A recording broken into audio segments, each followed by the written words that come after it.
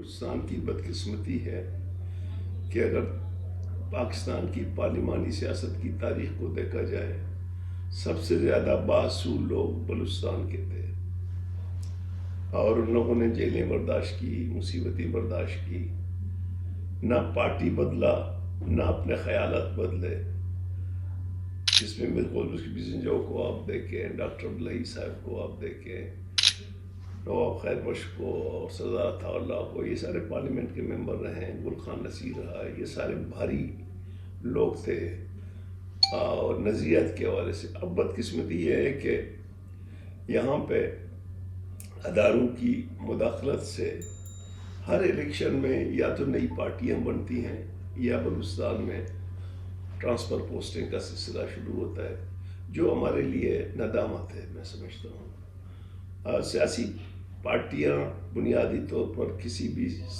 ریاست کی بنیادی اکائی ہوتی ہے، لیکن پاکستان میں جو پارٹیاں ہیں وہ زیادہ تر موروثی ہیں، اور یہاں پہ لوگ اپنے مفادات کے حوالے سے پارٹیاں بدلتے ہیں، فکری حوالے سے نہیں، کیونکہ انسان فکری حوالے سے پارٹیاں بدلے تو سمجھ میں آ جاتی ہے، لیکن اپنی خواہش پہ یا کسی اور کے خواہش پہ اگر آپ پارٹیاں بدلیں گے تو یہ سوسائٹی کے لیے بہت بڑا نقصان دہ ہے۔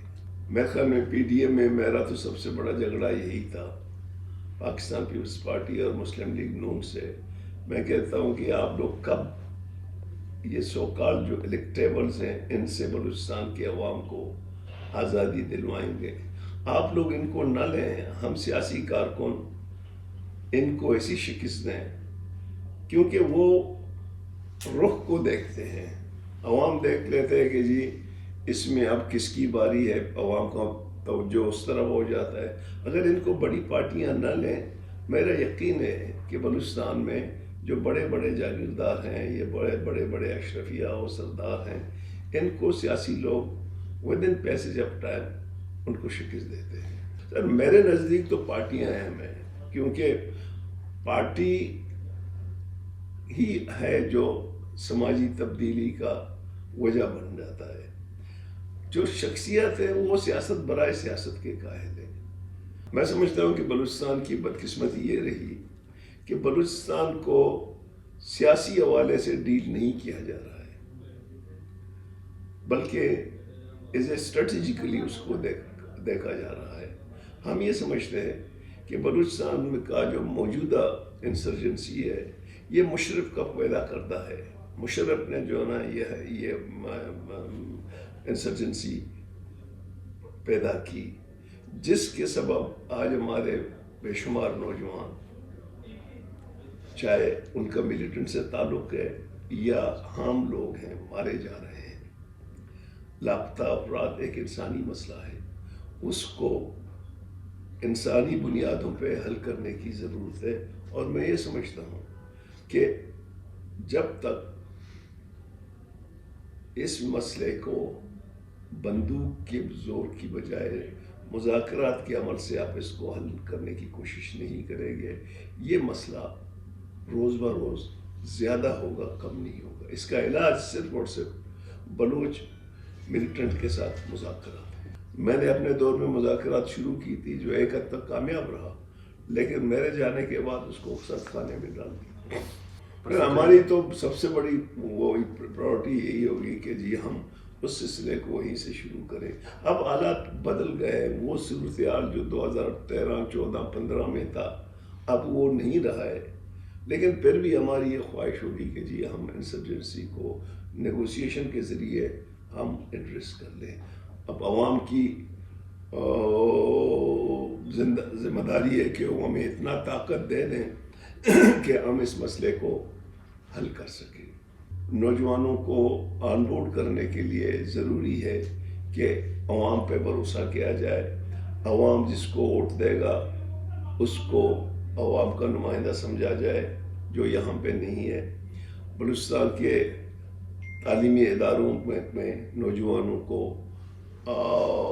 صحیح معنوں میں کوالٹی ایجوکیشن، ٹیکنیکل ایجوکیشن دی جائے۔ بلوچستان کے نوجوانوں کو جو فارغ ہوتے ہیں ان کے لیے جاب کی اپرچونٹی ضروری ہے، اور بلوچستان کے چیزوں کو سیاسی اینگلز پہ لیڈ کرنے کی ضرورت ہے، فوجی اینگل پہ نہیں.